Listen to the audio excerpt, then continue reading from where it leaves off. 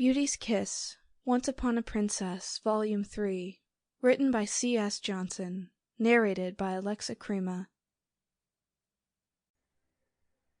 For Sam, the heart has its reasons, whereas reason has lost its mind. This is also for my own darling prince and princess. May you never once believe you are alone in this world, so long as you know the truth, and the truth of my love for you. Part 3. Everything in the world has a hidden meaning. Men, animals, trees, stars. They are all hieroglyphics. When you see them, you do not understand them. You think they are really men, animals, trees, stars. It is only years later that you understand. Nikos Kazantzakis. 1.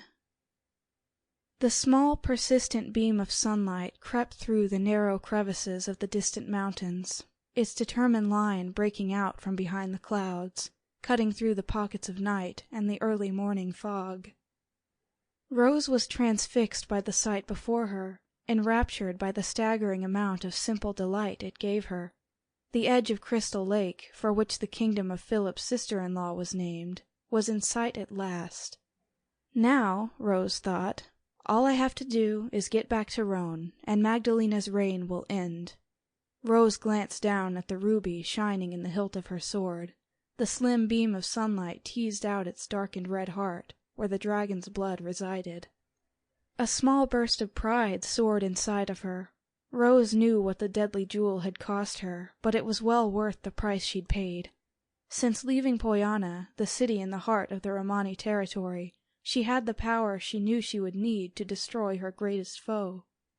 Rose continued to stare at the scene before her as she folded her arms and leaned back against the sturdy tree behind her. Good, we're here. That means we can finally say goodbye to Natala. Rose wasn't sure if she was happy to see the Crystal Lake Kingdom more for its beauty, or because it meant she would be free of Natala. The middle-aged woman traveled across the continent for her living, but it seemed more like she drew her sustenance from sucking the life out of her clients' souls. Not even the prickly bark grabbing the growing hair at her shoulders could dampen Rose's spirits at the thought of leaving Natala behind. As he had promised, Nikolai, their guard through the Romani mountains, had introduced them to his sister, Natala. He had told them she was more than willing to lead them back through the worlds between the Romani territory and the small kingdom of Crystal Lake.